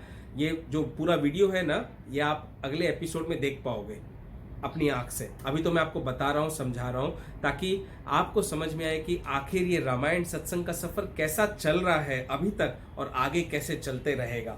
तो जैसे ही मैं वहां पर उतरा तो मैंने मेरा कैमरा ऑन किया और सामने मैंने माँ के मंदिर के दर्शन भी कराए हैं, वो आपको अगले एपिसोड में दिखाऊंगा। और मैंने माँ से उधर ही अंतर मन में कहा, माँ आज तो तेरी आज्ञा हुई है कि इस कोन नगर के 12 महादेव के गंगा घाट पर रामायण सत्संग करनी है, तो मैं रामायण सत्संग करूंगा, और शायद करते करते मुझे लेट हो जाए तो मैं शायद तेरे मंदिर में दर्शन करने के लिए नहीं आ पाऊंगा माँ, तो क्षमा करना, समय रहा तो जरूर आऊंगा, लेकिन आज तुम्हारी आज्ञा का पालन करना है वो अवश्य करूंगा। तो मैं कोन नगर के 12 महादेव के एंट्री गेट से अंदर एंटर हुआ। जैसे ही एंटर हुआ उस समय का वातावरण, टेम्परेचर, सनलाइट, सब कुछ जो है ना आप मेरे वीडियो में देख सकेंगे। दोपहर के मेरे ख्याल से करीब 3:30 बज रहे होंगे, उस समय 3:30-4 बज रहे होंगे, और धूप थी, कड़ी धूप, और टेम्परेचर भी होगा 35 डिग्री के करीब, 34-35 डिग्री के करीब टेम्परेचर था, पसीना आ रहा था। उस धूप में मैंने आपको 12 महादेव के दर्शन कराए हैं, वो आप एपिसोड में देखोगे, आने वाले एपिसोड में आपको बहुत क्लियर दिखाई देगा। तो उस समय वो धूप में मैं जैसे ही गंगा घाट पर पहुंचा तो घाट पर खूब भीड़ थी, कॉलेज के लड़के लड़कियां वहां पर खूब सारे थे, बहुत सारे कॉलेज के लड़के लड़कियां थे और खूब हो हल्ला कर रहे थे। आपको पता है बच्चे जहां होते तो कैसे हो हल्ला करते हैं, कुछ लड़के लड़की ऐसे साथ में अलग भी बैठे हुए थे, वो भी खराब लगता है, नहीं होना चाहिए, लेकिन माया है, माया में सब डिस्ट्रैक्ट हो जाते हैं और गलत काम करते हैं।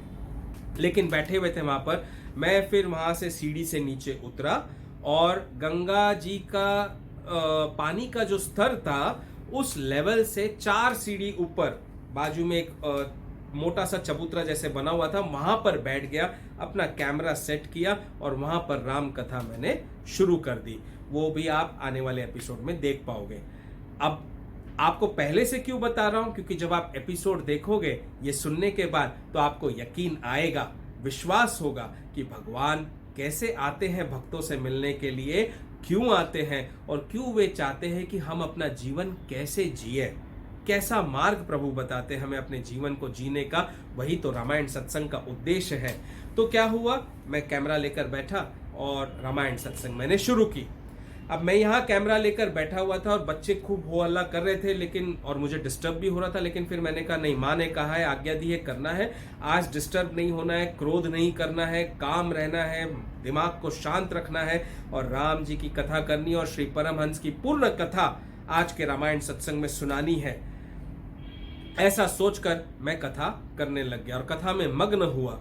कथा में मग्न होते होते 15 मिनट का समय हुआ होगा। मैंने देखा दूर 5, 6, 7, 8 सीढ़ी ऊपर एक आदमी बैठा था, सिगरेट पी रहा था। वो कलकत्ते के रहने वाले ही हैं। अगर वो भी सुन रहे होंगे इस कथा को तो उन और जुड़े तो हैं मेरे साथ में, तो कथा को सुन रहे होंगे। अगर सुनेंगे तो उन्हें याद आ जाएगा कि वे कैसे वहां पर उनसे मेरी मुलाकात हुई। वे वहां पर बैठकर सिगरेट पी रहे थे और सिगरेट पीकर मेरी कथा जो मैं कर रहा था, माइक बहुत कम यूज हो रहा था तो जोर से बोल रहा था, तो उन्हें शायद कानों में कथा पड़ रही थी, तो उन्होंने मुझे कथा करते देखा। 20-25 मिनट बाद मेरे ख्याल से, या आधा घंटे बाद हो सकता है, अभी समय एग्जैक्टली याद नहीं है, आधा घंटे बाद वो आकर मेरे पास में बैठे। क्योंकि उस आधा घंटे के दरमियान में क्या हुआ, जो धूप थी वो गायब हो गई, अचानक से गायब, कोई बादल वगैरह कुछ भी नहीं, धूप गायब हो गई। और जो टेम्परेचर 35 डिग्री था वो गिरकर मेरे ख्याल से बहुत कम टेम्परेचर हो गया, क्योंकि हवा चलने लगी तेज। और जो गंगा जी की नदी थी, गंगा जी का लेवल जो था, पानी का स्तर, मैं 4 सीढ़ी ऊपर बैठा था, 2 सीढ़ी ऊपर चढ़ गया गंगा जी का स्तर। वो गंगा जी के लेवल को भी ऊपर चढ़ता हुआ, और उसमें जो वेव्स आ रहे थे ना, वो भी आप वीडियो में देख सकोगे। क्योंकि एक कैमरा तो मैंने मेरी तरफ फेस करके रखा था, मैं रामायण सत्संग कर रहा था, और दूसरा कैमरा मैंने लगा रखा था पीछे की तरफ करके, कि एनवायरमेंट, वेदर वगैरह सब कंडीशन जो भी है, भक्त वगैरह आते हैं उनको रिकॉर्ड कर सके। गलती से मेरे से वो टाइम लैप्स में डल गया, तो टाइम लैप्स में वो रिकॉर्ड हुआ सारा का सारा, कैसे गंगा जी की लहरों ने उफान मारी, कैसे गंगा जी की लहरें मेरे बैठे बैठे उड़कर पूरी तरह से मेरे ऊपर आ गई, जैसे समंदर की लहरें उड़कर आ जाती है। आपने कभी सुना है गंगा जी की लहरें उड़कर आपके ऊपर आ जाए? तो इस तरह से बहाव इतना फोर्सफुल हुआ वहां पर, और बहाव आके 2 सीढ़ी ऊपर चढ़ गया। तब वे व्यक्ति मेरे पास आकर बैठे और मैंने बीच में थोड़ा सा रोका, उनको प्रणाम किया। तब उन्होंने कहा कि भैया, आपको कथा करते करते देख रहा हूं मैं उधर दूर बैठे बैठे, आज मैंने साक्षात भगवान के दर्शन कर लिए। तो मैं भी चौंक गया। मैंने कहा कैसे भगवान के दर्शन किए? मैं तो बैठा कथा कर रहा हूं, मैंने तो किसी भगवान के दर्शन नहीं किए। तो मैंने कहा कैसे दर्शन किया आपने? तो बोले आपने ध्यान नहीं दिया होगा, क्योंकि आप तो राम कथा करने में मग्न हो, लेकिन जिस समय आप यहां पर आए उस समय मैं वहां धूप में बैठा हुआ था, पसीने आ रहे थे, कितने सारे कॉलेज के बच्चे थे यहां पर, मस्ती कर रहे थे, हो हल्ला कर रहे थे, लेकिन आपने सबको नजरअंदाज करके आप अपनी कथा शुरू की। और आपकी कथा शुरू होने के 15 मिनट के अंदर ही पूरा घाट खाली हो गया। आप देखिए, कोई बच्चा नहीं यहां पर, एकदम से घाट खाली हो गया, आवाजें कम हो गई बच्चों की करनी, वो मैंने देखी यहां पर। और वातावरण, वेदर चेंज हो गया, बिजली कड़कने लगी है, गंगा जी का स्तर ऊपर बढ़ गया है। यही तो भगवान की शक्ति है भैया। आज मैंने देख ली शक्ति को। तो मैंने कहा अच्छा, चलो आपको भगवान की शक्ति दिखाई दी और उस पर आप विश्वास करते हो? बोले हाँ मैं करता हूं। फिर उन्होंने अपनी कथा बताई, घटना बताई मुझे, जो 2 या 4 साल पहले वे कहीं पर गए थे। वे शराब भी पीते थे पहले, तो वे कहीं पर गए थे अपनी फैमिली के साथ में, और उनकी गाड़ी का एक्सीडेंट हो गया था। उस एक्सीडेंट के बाद में उन्हें भगवान के कैसे दर्शन, मतलब साइन में हुए, और उन्होंने फिर शराब छोड़ दी थी उसके बाद से, और भगवान में विश्वास करने लग गए थे और मंदिर जाने लग गए थे। तो उन्होंने वो सारी घटना मुझे उस समय बताई। कभी मुलाकात हुई जीवन में, भगवान ने डेस्टिनी में दिया तो जरूर वे अपनी पूरी कथा बताएंगे। मैं उस समय रिकॉर्ड नहीं कर सका क्योंकि मुझे रामायण सत्संग करनी थी, समय की सीमा बहुत कम थी, तो इसलिए उनकी कोई बातें रिकॉर्ड नहीं कर सका। बस धुंधली धुंधली सी जो यादें हैं वो आपको बता रहा हूँ। तो उन्होंने वो सारी कथा बताई मुझे अपनी और बोले मैंने तो आज भगवान को देख लिया भैया, आप करिए रामायण सत्संग आज। तो मैंने कहा देखो, अगर आपने आज भगवान की शक्ति को देखा है और भगवान को देखा है और आप मानते हो कि भगवान इस संसार में है, तो मेरा एक कहना आप और मान लो। बोले बोलिए ना, क्या कहना मानूं? वो जुड़ गए थे मेरे साथ कौस्तुभ मणि के चैनल पर मेरे, उन्होंने सब्सक्राइब कर लिया था वहीं पर और बोले मेरे सारे परिवार को भी जोड़ूंगा और रिश्तेदारों को भी जोड़ूंगा। मैंने कहा पहले आप कन्विंस। बोले मैं तो भैया कन्विंस हो गया, आपके आते ही यहाँ पर जो चेंजेस मैंने देखे हैं ना वातावरण के, और इतना ठंडा एटमॉस्फेयर हो गया। यही तो भक्ति की निशानी है, जहाँ भक्ति होती है वहाँ गर्मी नहीं होती, जहाँ भक्ति होती है वहाँ ठंडा वातावरण होता है।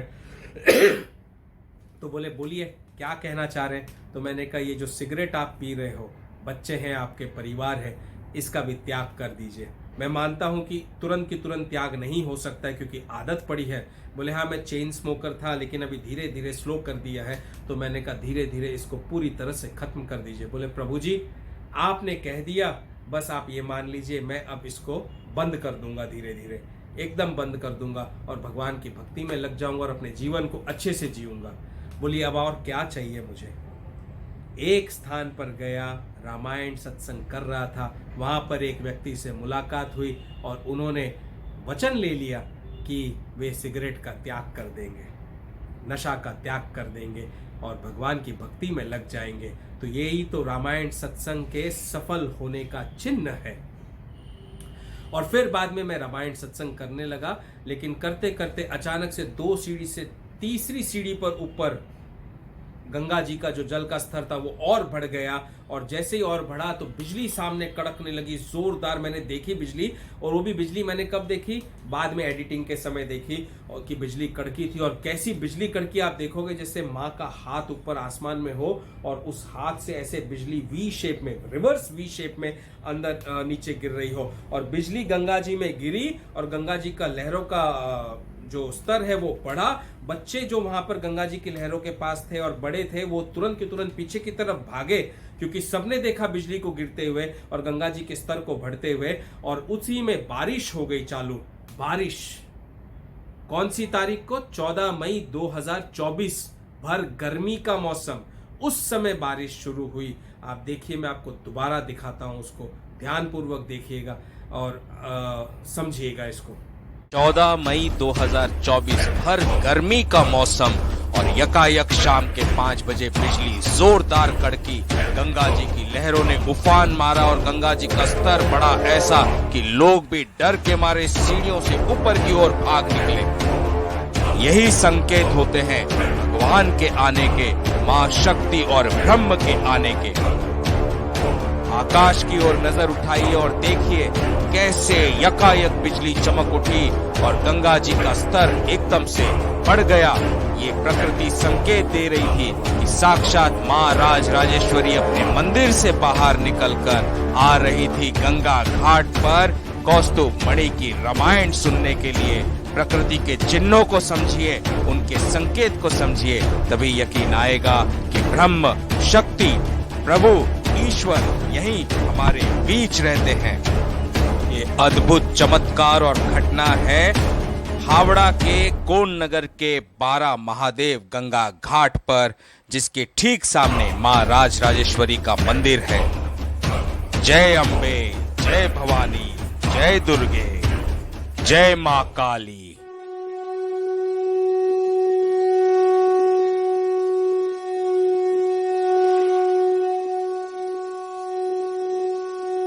कोन नगर के 12 महादेव राज राजेश्वरी मां मंदिर के ठीक सामने कोन नगर हावड़ा में जब दोपहर को 3:30 बजे पहुंचे हम वहां पर, तो देखिए कितनी कड़क धूप थी कि लोग भी यहाँ पर जो है छतरी लेकर जा रहे थे धूप से बचने के लिए। इतनी कड़क धूप थी और इतनी गर्मी थी कि पूछिए मत। 3:30 बजे की धूप को देखिए, गंगा जी के स्तर को भी आप देखिएगा। ये सामने ही राजराजेश्वरी माँ का मंदिर है और ये पूरा 12 महादेव का प्रांगण है।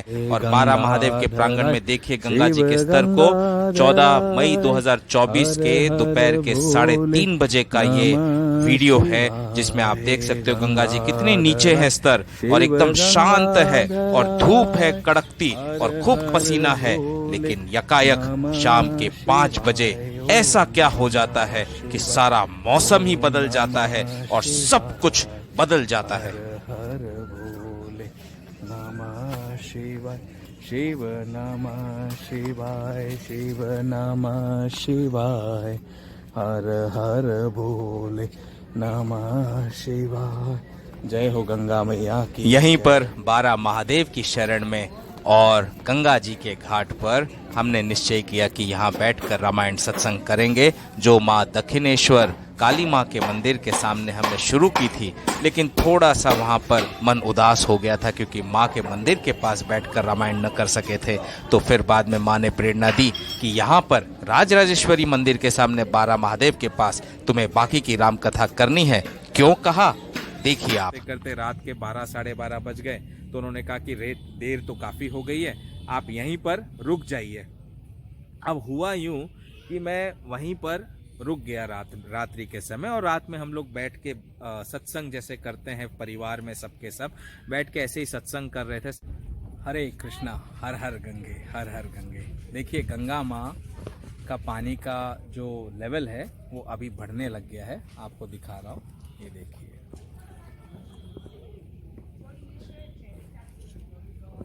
था माफ करिएगा, कैमरा बहुत हिल रहा है क्योंकि हवा का तेज बहाव बहुत बढ़ गया है, बिजली बहुत कड़क रही है और माँ गंगा की लहरों को भी आप देख सकते हैं कैसे बहे जा रही है और ऊपर पानी का जो वेव्स है वो उड़ उड़कर मुझ तक भी उछल उछल कर आ रहा है। जय हो गंगे माँ। ये माँ गंगा का जल उड़कर मेरे ऊपर आ गया अपने आप। माँ गंगा का आशीर्वाद है, देखो कैसे मुझ तक माँ गंगा पहुंच गई। मैं कैमरे को पकड़कर ही बात कर रहा हूं, तो मैं ये शाम की आरती मिस नहीं करना चाहता था, इसलिए मैं तुरंत जल्दी मैंने ऑटो पकड़ी और ऑटो पकड़ के वाइफ को कहा कि आप अपने रेस्टोरेंट में आ जाओ, वहां हम खाना खाएंगे। ऑटो पकड़कर जैसे ही हमारी ऑटो मंदिर से कुछ ही दूर पर पहुंची तो ऑटो वाले ने एक दूसरे कस्टमर को देखा और एक दूसरे कस्टमर को देखने के बाद में 2 मिनट का समय दीजिए, मैं थोड़ा सा एडजस्ट कर लेता हूँ। बारिश शुरू हो गई है हल्की हल्की, तो कथा को जल्दी जितनी कोशिश हो सकती है बताने की कोशिश करूंगा। यदि अधूरी रह गई तो आगे फिर कहीं और जाकर बाकी की कहेंगे, लेकिन प्रभु जितना कहना चाहेंगे उतना मैं आपको जरूर सुनाऊंगा।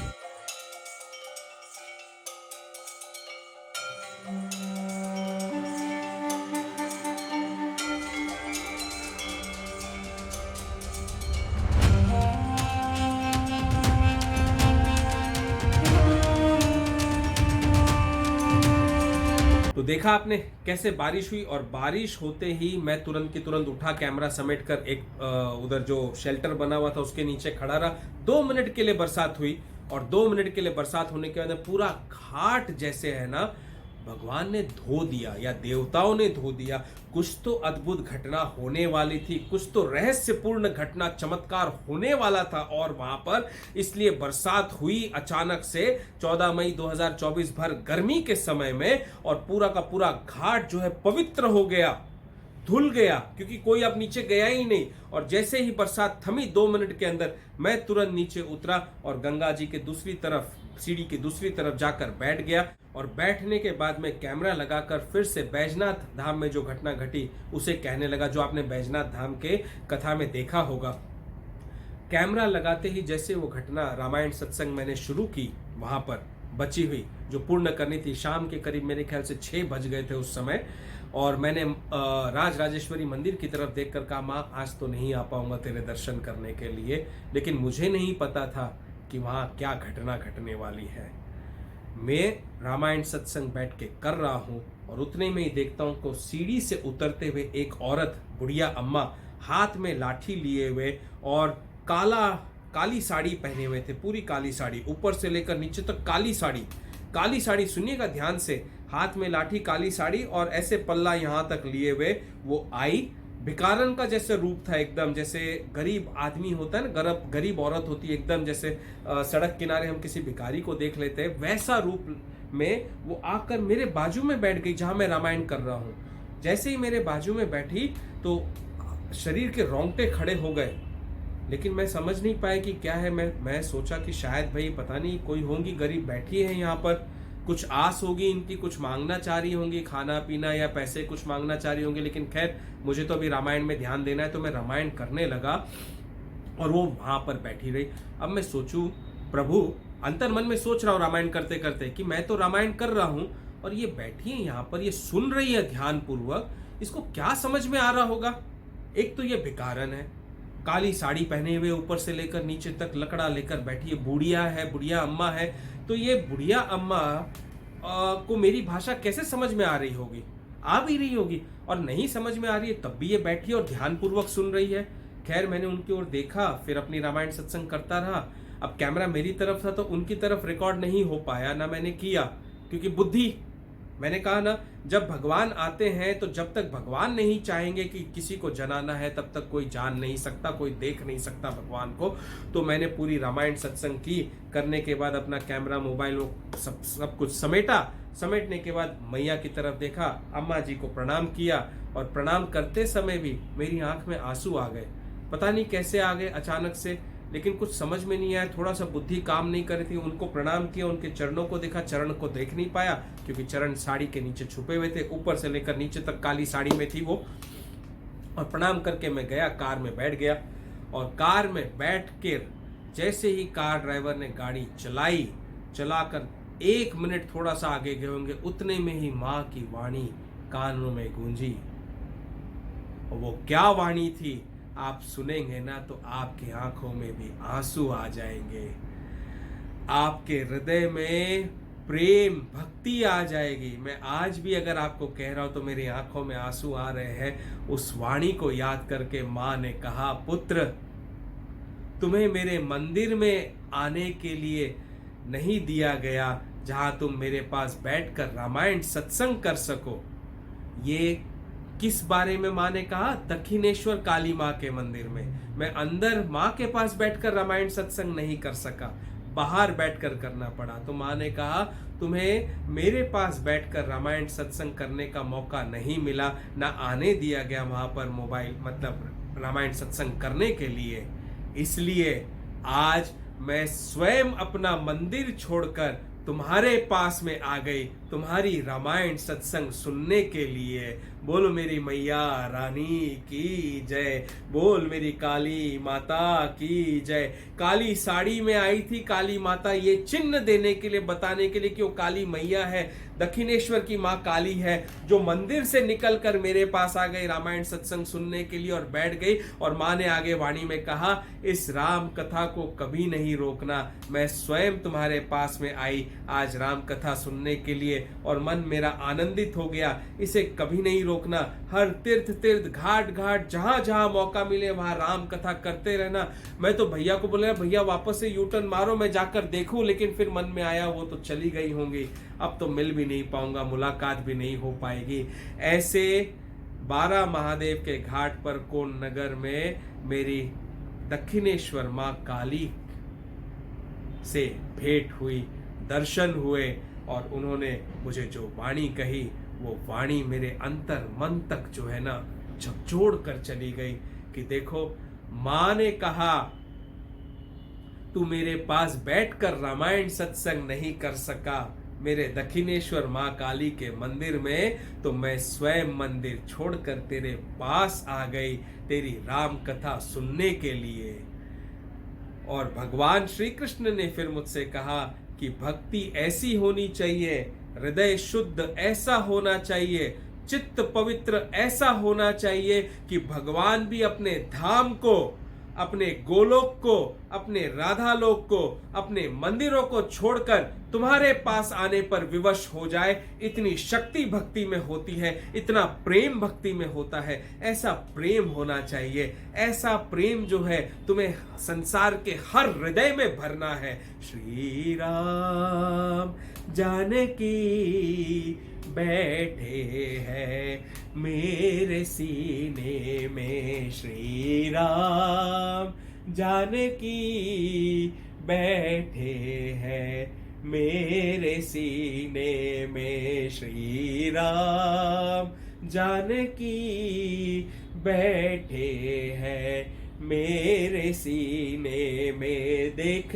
लो इस दिल के नगीने में, देख लो इस दिल के नगीने में, श्री राम जानकी बैठे हैं मेरे सीने में, श्री राम जानकी बैठे हैं मेरे सीने में, श्री राम जानकी मेरे सीने में। तो ऐसे दक्षिणेश्वर माँ काली के दर्शन हुए मुझे कलकत्ते में, और उन 2 दिनों की राम कथा को मैं अपने जीवन में कभी नहीं भूल सकता। क्योंकि माँ जो है, देखो मैंने राजराजेश्वरी माँ से कहा कि माँ मुझे क्षमा करना, मैं तेरे मंदिर नहीं आ सकूंगा, समय की कमी है।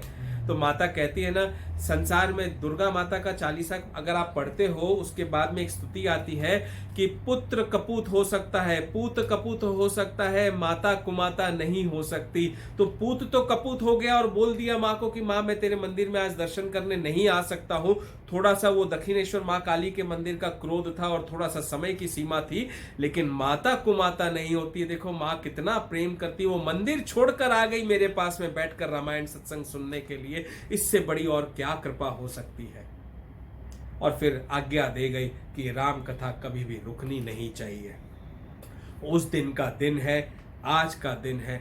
राम कथा अब तक तो रुकी नहीं है, आगे और भी बहुत बहुत अद्भुत घटना घटी है जहां जहां रामायण सत्संग हुआ है। आप जुड़ेंगे, देखेंगे, तभी समझेंगे। और एक ना एक दिन जब आपका चित्त जो है शुद्ध हो जाएगा, प्रभु के दर्शन आपको अवश्य होंगे। क्योंकि मेरे राम ने कहा कि राम की खोज को बंद कर दो और राम को मिलने का, सब कोई राम से मिल सके वो प्रबंध करना शुरू कर दो।